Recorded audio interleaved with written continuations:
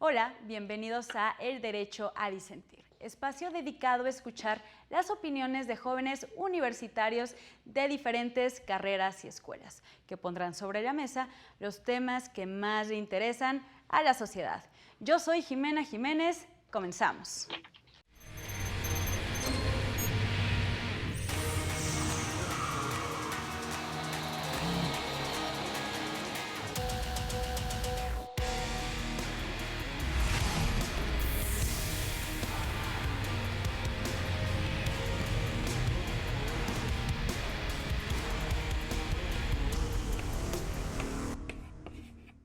En este asunto, un miembro del cártel de Tepito fue sentenciado por tráfico de cocaína con base en el artículo 4, fracción primera, inciso A, de la Ley Federal contra la Delincuencia Organizada, el cual establece una pena de prisión de 20 a 40 años a aquellas personas que, siendo miembros de una organización delictuosa, tengan funciones de administración, dirección, supervisión y cometan delitos contra la salud, es decir, narcotráfico.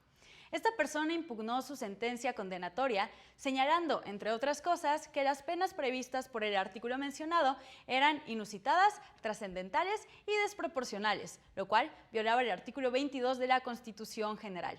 Así, el artículo llegó a la Corte, la cual estudió el presente amparo directo en revisión, analizando la constitucionalidad de dicho artículo, y mediante un examen de proporcionalidad de la pena mencionada, se analizaron cuestiones como la política criminal, la delincuencia organizada y el narcotráfico. Para hablar de este tema nos acompaña Rashid de la Peña, de Derecho del UNAM, Dalia Greenberg, de Relaciones Internacionales del ITAM, Jared Ortiales, de Ciencias Políticas, de Derecho y de Seguridad Pública de la Universidad Autónoma del Estado de México, Universidad de Monterrey y Universidad Virtual del Estado de Guanajuato. Y finalmente, Brenda Alcántara, de Derecho del ITAM. Bienvenidos a todas y todos ustedes. Pues bueno, siempre para empezar este programa es importante tener en cuenta cuáles fueron los hechos, ¿no? ¿Por qué se estaba condenando a esta persona? ¿Por qué cuestiones? ¿Por qué impugnó? Entonces, me voy contigo, Rashid. Ubícanos un poquito en contexto sobre los hechos que dieron pie a esta sentencia. Bienvenido. Muchas gracias. Y pues bueno, como bien lo comentaste, es un caso por el cual se le atribuye a una persona el delito de delincuencia organizada. Para más o menos ponernos en contexto, aproximadamente en el 2003 se abre una carpeta de investigación, así se le llamaba entonces, ahora es más bien una averiguación previa, ahora carpeta de investigación, en el que se le imputa a la persona el delito de delincuencia organizada. Aquí el tema central y el tema importante es el número de años que se le imputa por la pena, que va de 20 a 40 años por ser, por decirlo así, la cabecilla de la organización delictiva, en este caso del cártel Tepito. Posteriormente, pues la carpeta cae en un juzgado de distrito, el juzgado de distrito le atribuye la sanción, decide apelar y pues bueno, va a segunda instancia. La segunda instancia lo que hace es ratificar la sentencia de la primera instancia. Posteriormente, me parece que en el 2017 decide interponer un juicio de amparo directo, y pese a eso el tribunal colegiado decide ratificar la primera y la segunda sentencia. Uno de los argumentos que daba, en este caso, el quejoso, era de que él pensaba o él sentía de que la pena era desproporcional, ya que si lo comparaban con otros delitos, era aún mayor, y me refiero a otros delitos, por ejemplo, con los delitos de homicidio, de secuestro. Entonces, creía o se argumentaba que era totalmente desproporcional. Decide en el 2018 acudir al recurso de revisión. El recurso de revisión lo trae la Suprema Corte de Justicia de la Nación. Tengo entendido que cae en la primera sala, y pues bueno, ahí es donde se viene todo el andamiaje jurídico, que es lo que interesa y es lo relevante, porque se hace un estudio de legalidad, pero también un estudio de constitucionalidad respecto a la sentencia que emitieron pues las autoridades pasadas. también se hace un estudio de los agravios y pues bueno, es ahí lo que realmente da una trascendencia al caso. En efecto, No sé lo si... mencionas súper bien, Rashid. Has hecho una recapitulación de la secuencia procesal y fáctica para que nos dé un poquito de idea de qué es lo que vamos a estar hablando. Y en efecto, para que un asunto de esta naturaleza, siendo un amparo directo en revisión, llegue a la Suprema Corte, tiene que satisfacer ciertos requisitos, ¿no? Que sea de trascendencia, por ejemplo, que haya un análisis meramente constitucional de este artículo cuarto, fracción primera, inciso A, de la Ley Federal contra la Delincuencia Organizada, que es lo que hace la primera sala de esta Suprema Corte. Pero a ver, vámonos contigo, Brenda. Cuéntanos un poquito qué dice este artículo que se está impugnando y que estudió la Suprema Corte. Hola, Jimé, claro que sí. Pues sí, justo ya como lo mencionó muy bien Rashid, lo que se estudia realmente es el artículo cuarto, fracción primera, inciso A de la Ley Federal de Delincuencia contra la Delincuencia Organizada. Justamente este artículo impone una sanción de 20 a 40 años, ¿no? Entonces, como bien ya es una pena lo que alegaba el que Brenda, te estás cortando un poquito. Vamos, mientras tanto que retomamos el programa, vamos a ver si tu internet mejora. Pero bueno, resumiendo un poco lo que estás diciendo, el contenido del artículo 20, el artículo cuarto, fracción primer inciso A, establece justamente las penas de prisión por delincuencia organizada, cuando hay cuestiones de delitos a la salud. Y este es un término muy curioso porque esto de delitos a la salud normalmente se ve encuadrado en cuestiones de narcotráfico, como comúnmente se le conoce, un narcomenudeo. Bueno, en este caso al parecer era una cuestión de narcotráfico. Bueno, supongo que aquí Jared nos va a poder ayudar a diferenciar si existe una diferencia jerárquica cuando hablamos de narcotráfico a cuando hablamos de narcomenudeo. Actúa como una organización meramente parte de una premisa que el narcotráfico es una organización sistemática, que tiene una organización plenamente específica, pero que en relación al narcomenudeo no tiene una diferencia clara, simplemente basa la expansión y las capacidades que tiene el narcomenudeo y el narcotráfico. De primero me gustaría decir que tiene una organización muy extremadamente sistemática y es lo que también contempla específicamente la Ley General contra la Delincuencia Organizada, que permite hacer referencia a que estas organizaciones se comportan meramente como si se estuviesen tratando de capitales privados. En cuanto al caso más específico, si bien los individuos no tenían una organización criminal grande o proporcionalmente comparada con otros grupos delictivos, pues es importante hacer referencia a que esta organización trabajaba en una zona importante del Estado de México, como lo era Nezahualcóyotl, que también tenía una organización suficiente para distribuir la cantidad necesaria dentro del municipio y que la organización tenía las capacidades organizativas para que tuviese función, porque de acuerdo a las investigaciones se preveía que cuando menos tenía media década operando y que esta organización tenía la capacidad de distribución de organización y eventualmente el narcotráfico y el narcomenudeo dan como pauta otros delitos, como lo puede ser el homicidio, la trata, la compra y venta de armas, y que a final de cuentas el narcomenudeo y el narcotráfico dan como resultado otros delitos, sea de la dimensión específica o clara que queramos hacer referencia, pero da un resultado igualitario en las dos condiciones. Simplemente hace una referencia en la expansión y las capacidades organizacionales de los mismos. En efecto, y mencionas cuestiones muy interesantes sobre cómo se acredita que se está hablando de delincuencia organizada, y justamente la Ley Federal contra la Delincuencia Organizada establece que para que se actualice el requisito de existencia de este tipo de organizaciones es que, por ejemplo, haya 3 o más personas que realicen permanente o reiteradamente pues, delitos que tengan como fin dañar a la sociedad a través de los bienes jurídicos más importantes. Si quieren más adelante o si quieren de una vez podemos retomar qué es esto del bien jurídico. O sea, porque hablamos en materia penal especialmente de bienes jurídicos. ¿Qué es esto? O sea, es una cuestión interesante. Pero antes de ver estas cuestiones, no quisiera dejar pasar la oportunidad de darle la palabra a Dalia para que nos comente su opinión sobre esta sentencia. Pues creo que, o sea, además de lo que ya mencionaron, creo que algo muy interesante que tiene esta sentencia es, o sea, yo puedo cometer un delito, pero mi delito va a tener una sentencia más grave si yo pertenezco a una organización de la delincuencia organizada. O sea, yo como particular, si yo voy y vendo cocaína, voy a tener tantos años de sentencia, pero yo por hacer exactamente el mismo delito, pero perteneciendo a la delincuencia organizada, puedo tener más años de cárcel por el hecho de pertenecer a la delincuencia organizada.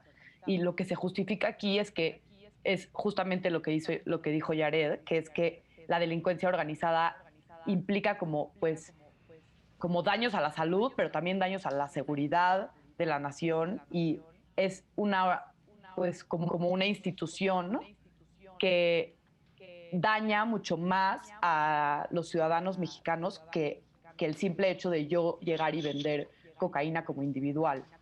Y entonces eso también creo que es muy interesante. O sea, yo puedo cometer un delito, pero voy a tener una diferente sentencia dependiendo si lo hago con la delincuencia organizada o no lo hago con la delincuencia organizada.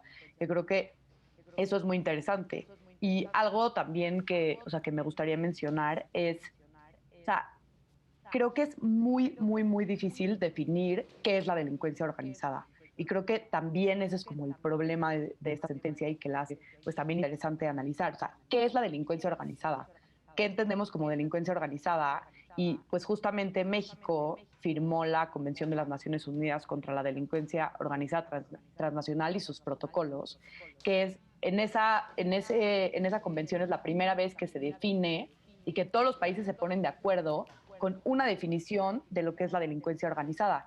Que todos los países se pongan de acuerdo con una definición es sumamente importante porque la delincuencia organizada no es un crimen nacional, cruza fronteras y va mucho más allá pues de la legislación nacional, y que todos los países hayan puesto de acuerdo con una definición que de hecho es utilizada también por México, que es la de un grupo estructurado de 3 o más personas que exista durante cierto tiempo y que actúe con el propósito de cometer uno o más delitos. O sea, toda esta definición que aparece en la convención pues es usada por México porque pues México firma esta convención y sus protocolos. Y pues nada, pues concluir que no es posible combatir este delito que tanto nos preocupa a los mexicanos si no tenemos una buena definición y no sabemos exactamente qué es. Y pues ya eso. Sí, totalmente. Haces apuntes muy, muy importantes sobre la sentencia. Me llama mucho la atención sobre todo 3 cuestiones, ¿no? Lo de justamente que se ve de la proporcionalidad de las penas. No es lo mismo que alguien esté cometiendo un delito de forma individual, que por ejemplo yo ahorita me ponga a comerciar cocaína, como bien dices, o bien si ya es una cuestión pues reiterada, permanente, como se menciona, ¿no? Y bueno, también en compañía de otras personas. Pero también dentro de esa definición, que también es otro punto que me llama la atención que quisiera abordar, es que qué complejo es encontrar una definición que tome en cuenta todas las particularidades de la delincuencia organizada en los países. Porque, por ejemplo, no sé, en México y en Colombia las cuestiones de delincuencia organizada podrían asimilarse un poco, ¿no? Sobre todo las cuestiones de narcotráfico, por cómo funcionan los cárteles y demás. Pero será lo mismo de cómo funciona la delincuencia organizada aquí a cómo funciona, por ejemplo, en Japón con los yakuzas. Entonces es importante ver como todas esas similitudes que deben de tomar de estos casos para llegar a una definición que se nota simple, que si la dices ahorita, como ya lo mencionaste tú, Dalia, o como también lo mencioné hace rato, esa definición suena simple, se escucha simple, ¿no?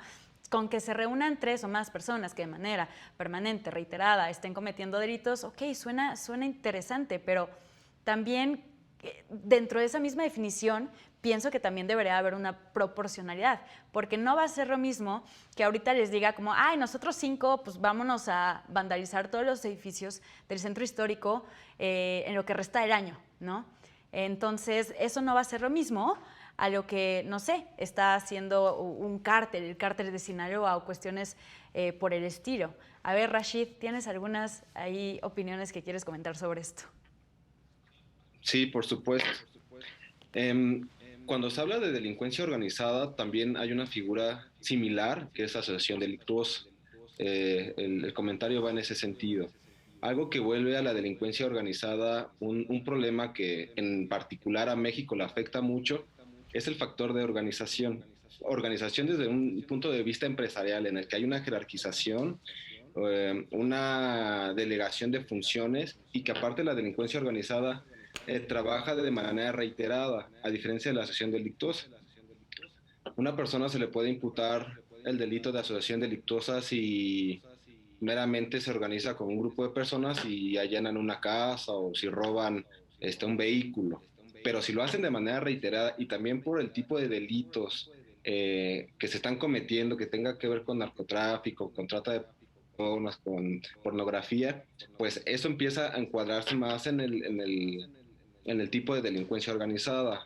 Es importante mencionar también que este es un delito constitucional, por llamarlo así, porque se encuentra establecido en nuestra Constitución en varios artículos, en el 16, en el 19, en el 18. O sea, es realmente un dolor que tiene la sociedad mexicana. En el 2000, en el 1993 se ingresó este término a nuestra Constitución.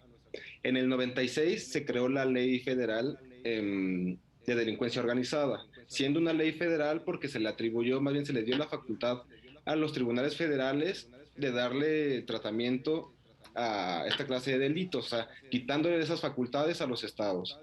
Entonces, para poder entender el tema de la delincuencia organizada, se tiene que hacer un análisis jurídico, político, antropológico, porque, pues como sabrán, en el 2006 pues empezó una guerra contra el narcotráfico, en el 2012 se sigue con esa guerra.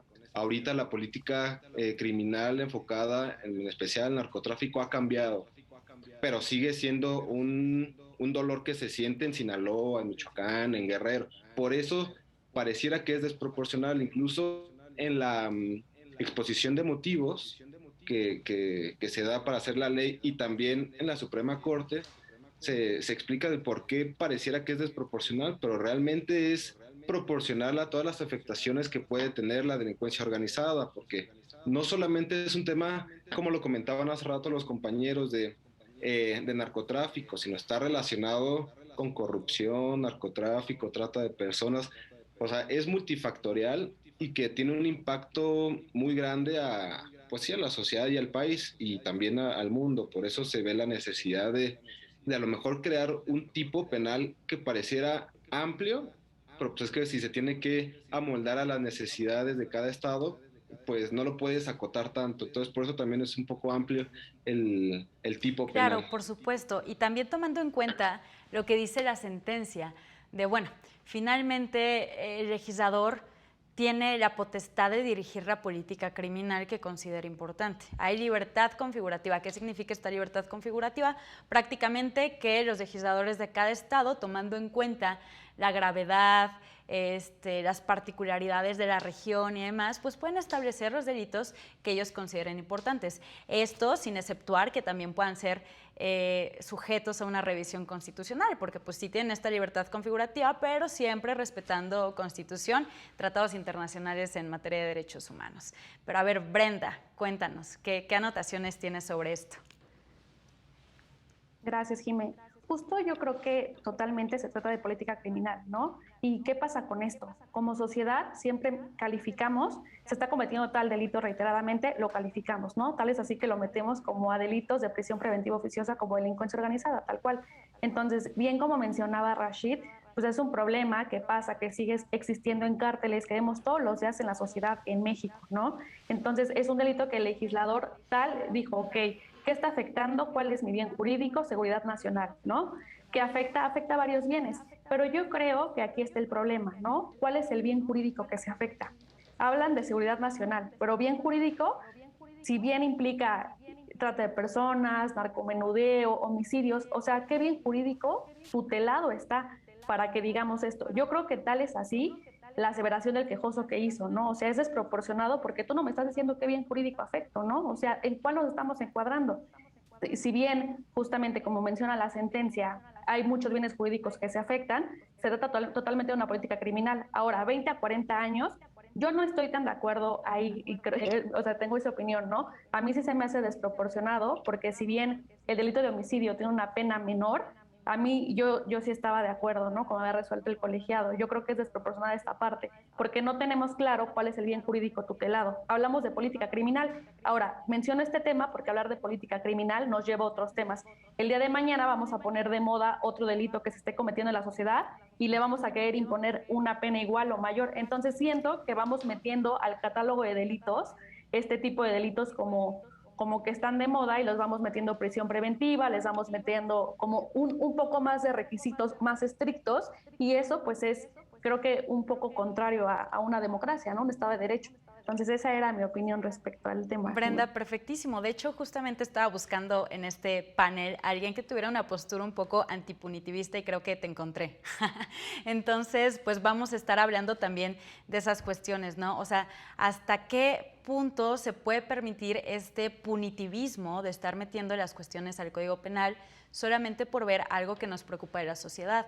¿Por qué? Porque, ok, el derecho penal tiene su función, ok, los actos que dañan no deben de quedar impunes, pero también hay que considerar que el derecho penal no es la única vía para solucionar las cuestiones. De hecho, el derecho penal se ha quedado muy corto en las demandas de las víctimas, por ejemplo, es una de las críticas que se hace sobre todo al sistema punitivista. Pero bueno, nos vamos ahorita a una pausa y pues está perfecto que vayamos poniendo estos temas sobre la mesa para que los vayamos pensando y los hablemos en el próximo bloque. Yo soy Jimena Jiménez, estamos hablando sobre las penas para sancionar a la delincuencia organizada. No se vayan. Regresamos a El Derecho a Disentir para hablar de una sentencia muy importante que resolvió la primera sala de la Suprema Corte, que es en cuanto a las penas que se deben de establecer a la delincuencia organizada por ciertos delitos. En este caso estuvimos hablando de los delitos contra la salud. De hecho, quería abordar, a ver si lo podemos abordar en este bloque. Hemos dicho mucho que el bien jurídico tutelado, que no sé qué. Pues ahorita vamos a explicar qué es ese bien jurídico también, ¿no? Pero bueno, antes de eso, para no cortar el hilo de la conversación, Dalia, tenías ahí algunos comentarios con lo que hemos estado diciendo. Sí, creo que, o sea, de lo que dijo Brenda justo antes del corte, era que, pues sí, que, o sea, que es una pena un poco, pues, o sea, de muchos años a comparación con otros delitos y que creo que es algo que se tiene que considerar. Y, o sea, el debate que yo quisiera como poner sobre la mesa también es, o sea, la delincuencia organizada y el narcotráfico en México, yo creo que es el problema de nuestro país. Entonces, si realmente queremos acabar con este problema y si es el mayor problema que tenemos en nuestro país, entonces se debe de castigar equivalente a que sea este nivel de problema. O sea, si fue, o sea, no sé, en México no tenemos, por ejemplo, muchos casos de terrorismo. O sea, está este debate, ¿no? Si la delincuencia organizada se considera terrorismo o no. Pero, pues, en países donde hay muchos casos de terrorismo, tal vez está más penado el terrorismo, o sea, los ataques terroristas, porque, pues, es el problema nacional. En México, el problema nacional es la delincuencia organizada. Entonces, si queremos acabar con la delincuencia organizada, pues tal vez pues tenemos que ponerle penas mayores que si fuera un delito que no es tan significante pues para la nación. Pero también creo que la solución no es tener muchos años de cárcel. O sea, hay un programa que me gustaría también mencionar, que es el de Nosotros Somos Juárez, que en Ciudad Juárez pues era la ciudad más peligrosa del mundo por muchos años. Y hicieron este programa que fue, pusieron como centros deportivos, escuelas, pintaron las calles, y hoy Ciudad Juárez ya no está en las primeras ciudades más peligrosas de México. Entonces, sí hay otras soluciones que hacer, pero sí creo que la pena que se le pone al delito, pues sí tiene que ser proporcional al daño que le hace a México. Y pues no sé, o sea, creo que es un debate, porque también tiene razón Brenda, que pues van a cambiar estas prioridades en el país y no podemos cambiar pues las penas que se le da conforme cambia las prioridades, pero pues no sé, creo que es un debate muy interesante. Totalmente, también. Daria. Y de hecho aquí quisiera traer a colación algo relacionado con lo que están diciendo tanto tú como Brenda. Durante mis años de la carrera, obviamente llevamos la materia de Derecho Penal, y uno de los profesores que más me enseñó durante toda la carrera, por la cual me hizo interesarme en el Derecho Penal, era uno de los principales precursores en el país del derecho penal del enemigo. Y pues yo como derechohumanera era como, ¿cómo puede ser esto posible? Los derechos humanos son para todos, que no sé qué. Pero por otro lado él me decía como, les voy a contar un poquito de este concepto del derecho penal del enemigo.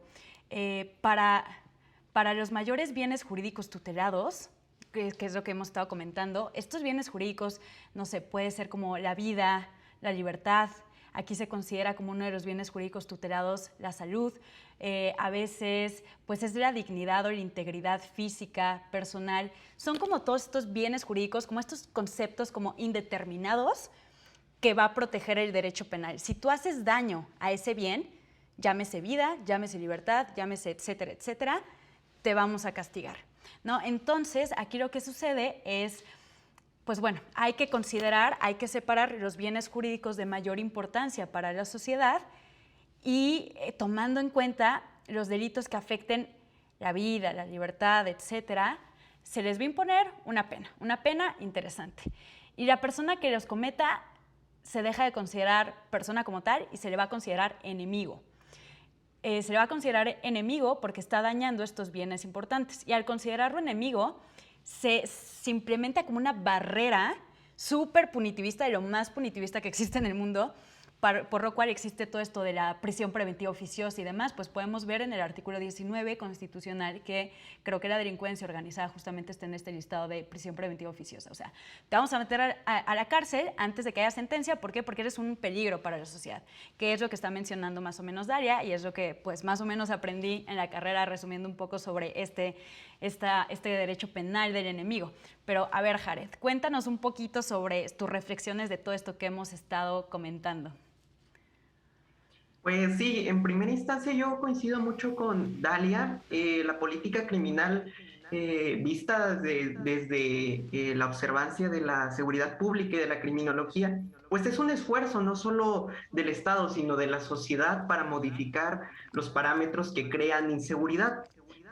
Si bien es cierto que en 1980, 1990 el índice de seguridad pues era relativamente bajo para un país de América Latina, en México, pues es en 1980 cuando se da el mayor crecimiento de cárteles en el país, la existencia del cártel de Sinaloa, la existencia del cártel del Pacífico, la existencia de diversos cárteles que organizaban gran parte de la política criminal y de la política hasta de Estado, con mucho respeto y cautela lo digo. Pero ¿qué pretendía el legislador en ese momento? Evitar que los grupos pequeños desempeñaran roles que pudieran incrementar los niveles de seguridad y por medio de eso, que por eso es que es muy específica la ley, hasta nos dice que debe de tener observancia del momento histórico que se está viviendo, del contexto social, del contexto que se estaba pretendiendo resolver. Yo creo que el legislador en ese momento, si bien esta ley se da en 1996 en el sexenio de Zedillo, es la primera etapa que se da el primer repunte de seguridad más importante. Peter Smith en 1999 ya hacía referencia que los años 80 habían sido los años más violentos y que incluso México iba a ser más peligroso que Colombia. Por eso yo creo que el legislador sí puso una atención importante y especial en evitar que estos grupos pequeños, que son los que crean pues mayor inseguridad, si bien es cierto que se tenía controlado por parte del Estado a los grupos mayoritarios que no ejercían un control pues tan peligroso como el día de hoy que existen diversos grupos. Yo creo que es mucho de la importancia de vislumbrar la política criminal del momento, hacer referencia que no es un esfuerzo solamente del Poder Judicial en este caso, sino de todo el Estado en general y comprender que la sociedad también toma un papel importante. Por otro lado, creo que si bien el sistema penitenciario no ha sabido resolver esto, creo que sí es cierto que los bienes más importantes, estos bienes inconmensurables, pues deben de protegerse con mayor fiereza. De igual modo, creo que no es, desde mi consideración, desde la seguridad pública, aunque no creemos que el sistema penitenciario funcione, sí es la base para tratar de reducir que estos individuos que tienen un control tipo empresa, que tienen un control jerárquico, pues sigan teniendo control de esos pequeños grupos y eventualmente esos grupos pues no crezcan. Esa es la base que se tiene desde una perspectiva personal y con base mucho en la seguridad pública. En efecto, y justamente aquí quisiera retomar lo que estás diciendo y conectarlo con la cuestión que ha estado diciendo Brenda y Dalia. O sea, finalmente sí, se tiene que proteger los bienes jurídicos más importantes, tomando en cuenta todo el contexto social, político, histórico, pero tampoco considerando que el derecho penal es la solución, ¿no? Y bien lo mencionaba, ¿no? Hay muchísimas acciones que se deben de tomar de forma integral por parte de las instituciones, sobre todo de las instituciones. La sociedad también está involucrada, por supuesto que sí, pero justamente es eso, ¿no? O sea, sí se tiene que considerar el uso de como de esta fuerza del Estado para combatir estas cuestiones que tanto afectan, ¿no? Que es el ius puniendi, que así lo mencionan como en latín, no los enseñan en la carrera de forma como muy, ya saben, pero es que tiene razón de ser, ¿no? El ius puniendi prácticamente pues va a ser esta fuerza del Estado que se debe utilizar, voy a utilizar otra palabra medio acá, pero bueno, de última ratio, la última herramienta que tiene el Estado. Odio utilizar estas palabras, pero bueno, la última herramienta que tiene el Estado para castigar este tipo de cuestiones, ¿no? Y así se debe de tomar, como la última herramienta, la última opción que tiene el Estado para castigar este tipo de cuestiones. Pero a ver, Rashid, cuéntanos tu opinión, que has estado como muy callado en esta ronda. Ya, estaba respetando el turno de mis compañeros, que son muy interesantes. Algo que quiero comentar es de que parecía desproporcional, pero es porque el requisito está enfocado a los capos nada más. Por eso reitera mucho de que son aquellas personas que tienen o que jerárquicamente están por encima de, por decirlo así, del pelotón, por llamarlo así, ¿no? O sea, son las personas que tienen la capacidad de dar instrucciones, de poder delegar facultades, y son estas a las que se les va a sancionar, pues sí, de 20 a 40 años. Como bien lo comentan, yo también no comparto la idea de que el derecho penal sea siempre la primera opción. Los mecanismos de pacificación de un Estado no tienen que tener su base solamente en la parte penal, en la parte punitiva, si bien la parte punitiva tiene el objetivo de sancionar a quien infringe un bien jurídico tutelado o vulnera un bien jurídico tutelado, también tiene la finalidad de poner el ejemplo, por llamarlo así, de decirlo, si tú cometes este delito, esto es lo que le pasa, con la intención de desinhibir o de mitigar el delito, que otras personas de cierta manera no lo cometan por miedo a que se les aplique la sanción. Pero sí creo que hay muchas otras maneras de poder pacificar al país, de poder mitigar el problema del narcotráfico desde aristas de educación, de cultura, deporte, y que creo que se tienen que tomar en cuenta. No utilizándose el derecho como la primera opción, más bien, como bien lo comentaste, como la última. Incluso a veces, lamentablemente, en estrategias de conflicto, de litigio, cuando hay opciones de poder mitigar un conflicto vía civil, buscan la manera de vía penal, porque pues bueno, la coerción del Estado asusta más. Sí, asusta más. Aparte, no creo que sea el mecanismo idóneo. Claro, justamente también por eso se utilizan todos los medios alternativos de solución de controversias que últimamente han tenido muchísima fuerza, por lo menos en nuestro sistema jurídico, y también vemos el ejemplo de otros países. Igual ahí Dalia nos va a poder iluminar un poquito más, por ejemplo, lo que pasó en Colombia con los tratados de paz, ¿no? Que no sé, creo que no les ha estado saliendo muy bien, no me he actualizado mucho del tema, pero es justamente pues intentar como una reparación mayor, una justicia mayor fuera del derecho penal, ante pues todas las cuestiones que hubo de violencia y narcotráfico en Colombia durante muchos años. Pero lamentablemente hemos terminado con este segundo bloque. Está muy buena la conversación. Afortunadamente tenemos un bloque extra para seguir esta línea de discusión. Pero bueno, yo soy Jimena Jiménez. Estamos hablando sobre las penas para sancionar la delincuencia organizada. No se vayan, regresamos. Regresamos a El Derecho a Disentir, donde estamos hablando de una sentencia relevante, paradigmática, de la primera sala de la Suprema Corte de Justicia de la Nación, que habló sobre la proporcionalidad de las penas en delitos que tienen que ver con la delincuencia organizada. De hecho, antes de que se me vaya, quisiera como irlo poniendo sobre la mesa, que ya un poquito Rashid lo comentó, que es lo de las jerarquías dentro de una organización delictuosa, ¿no? O sea, finalmente siempre como que se intenta llevar las miras, o finalmente siempre el derecho penal se utiliza para combatir a las personas que están hasta abajo de la pirámide, ¿no? Y finalmente eso no arregla ningún problema. Pero también, por otro lado, se pone a pensar, porque vemos en las noticias, ¿no? Se capturó al capo de este cártel, que no sé qué. ¿Eso también soluciona las cosas? No lo sabemos, lo vamos a estar discutiendo también en este bloque. Pero bueno, antes de seguir con eso, Dalia, ¿tenías algo que comentar del bloque anterior? Adelante. Sí, justo. O sea, ahorita que nos estábamos preguntando, o sea, ¿cómo se debe de juzgar a pues, la delincuencia organizada? Y que pusiste sobre la mesa el caso de Colombia, se ha hablado mucho en los últimos años de que en México se debería de juzgar con un mecanismo que se llama justicia transicional, que consta de 4 pilares, que son justicia, verdad, no reparación, no repetición y reparación.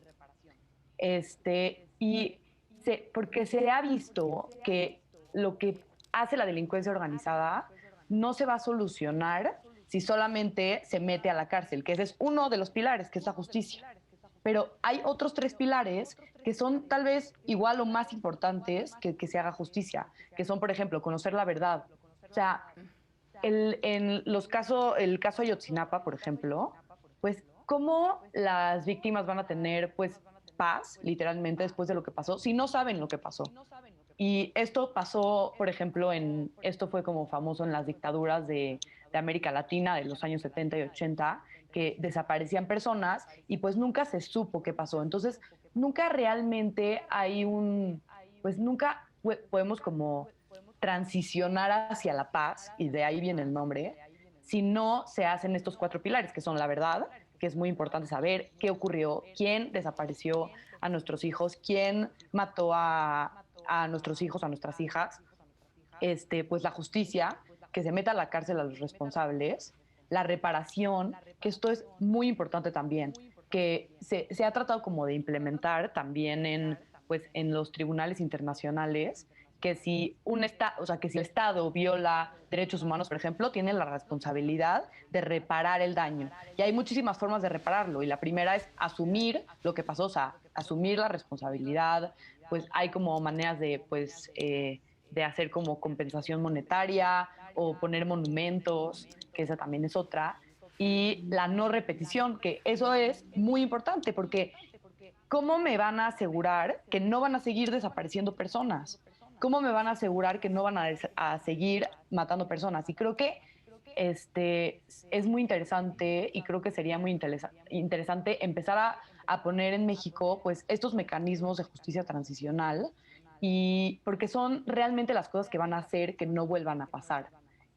Y justo lo que estábamos hablando, no todo es meter a la cárcel y que el responsable esté 40 años en la cárcel, cuando probablemente el responsable ni siquiera va a ser el jefe de la organización, va a ser el primero que agarraron y que no tiene los mecanismos para defenderse, literal, y que va a ser pues, la cárcel. O sea, como este dicho de la cárcel es para los pobres. Sí, totalmente.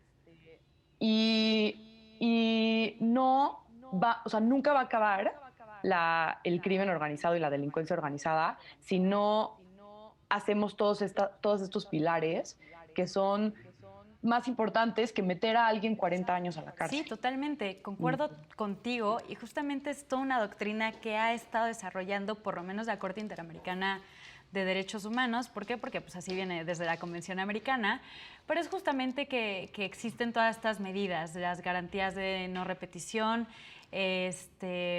también las medidas de reparación, y no solamente una reparación que sea la compensación monetaria, que sí es una parte importante, por supuesto para muchas personas lo es, pero tiene que haber una reparación integral, que no solamente se basa en dinero, sino en la medida posible regresar las cosas al estado en el que estaban, ¿no? O sea, a veces no es posible, no se va a poder, pero pues también están estas otras medidas que son un poquito más como significativas o honoríficas, como es el hacer un monumento o poner tu nombre en una escuela, en una calle, etcétera, ¿no? Y me pareció súper importante lo que dices del derecho a la verdad.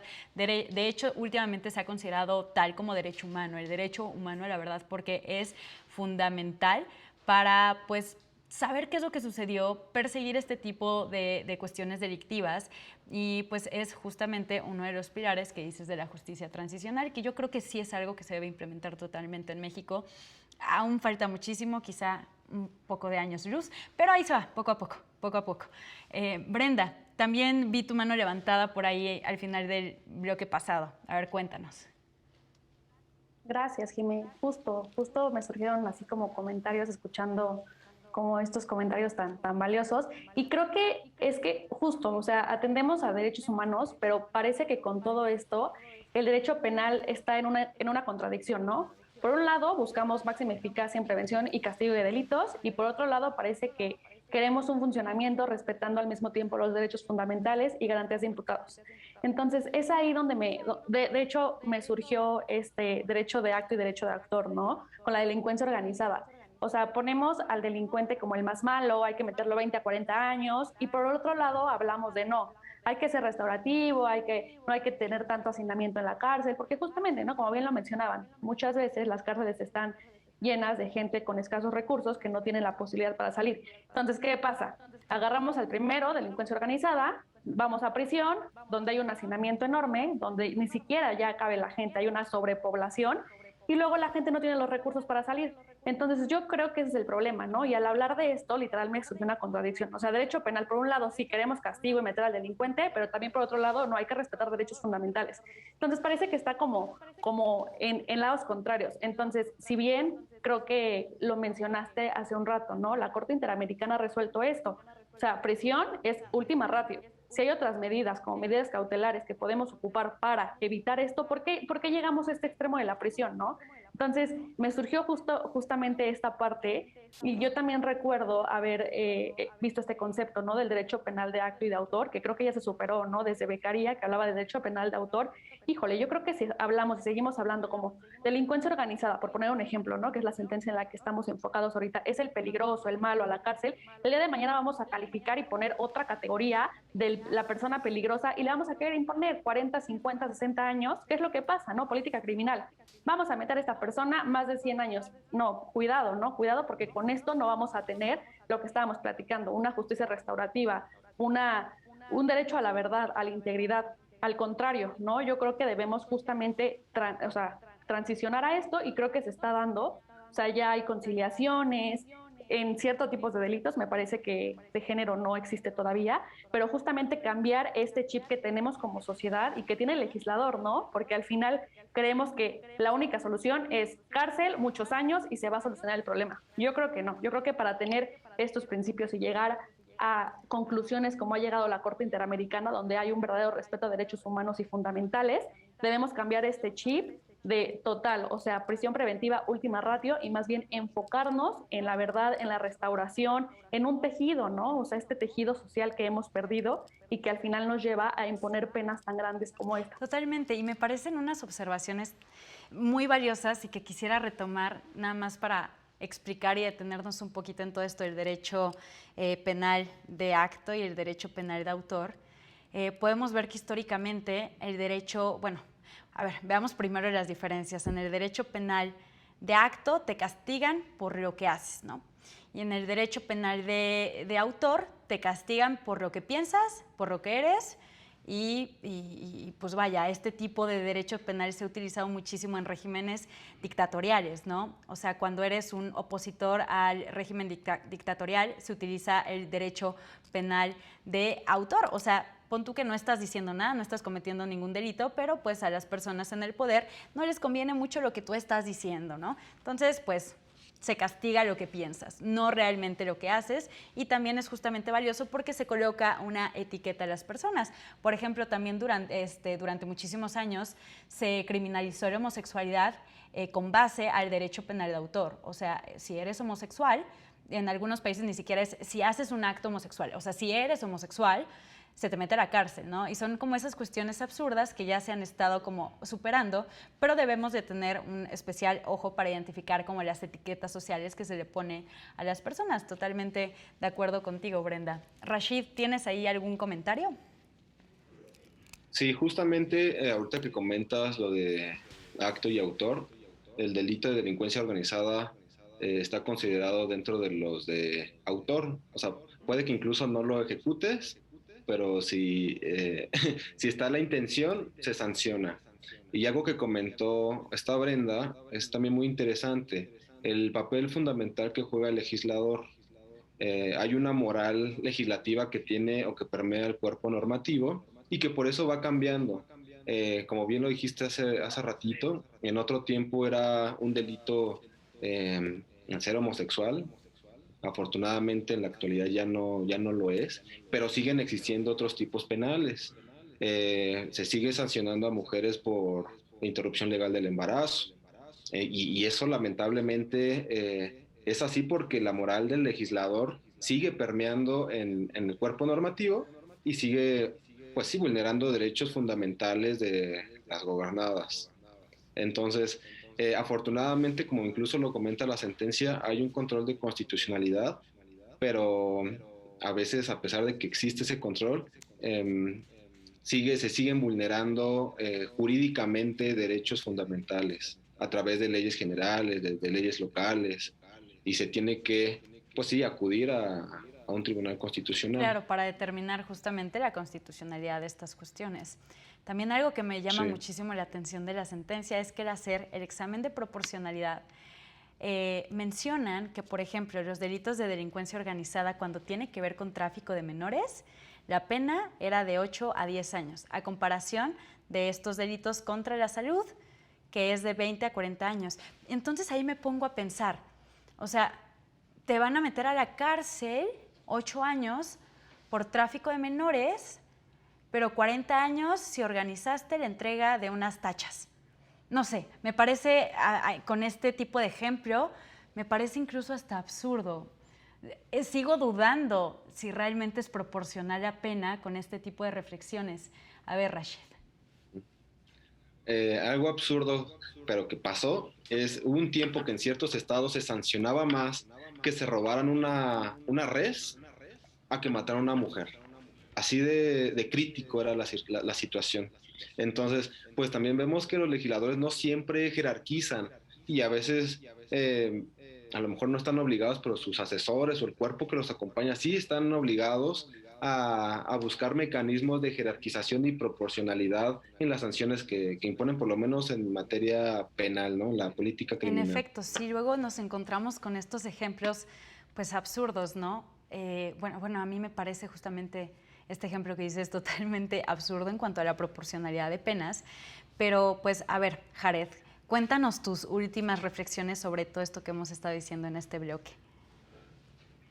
Pues yo creo que es un problema de ausencia de armonización de política criminal. Creo que esa es la base del problema, que no se ha organizado una política criminal que pueda modificar esos parámetros y se ha generado o se le ha dado mucha responsabilidad que puede ser peligrosa al legislador y que él comprenda el momento histórico con base a lo que él cree, a lo que él piensa y no con base a una política criminal genuina. La política criminal no solo se basa en una parte del Estado, como es el legislador, sino se basa en un ejercicio profundo de responsabilidad y de acción por todos los integrantes del Estado. Quiere decir que la sociedad, que el Ejecutivo, que el Poder Judicial deben armonizar una política criminal que comprenda el momento histórico y que avance en función de reducir la inseguridad del país, atacar los problemas estructurales y no solamente dejar un trabajo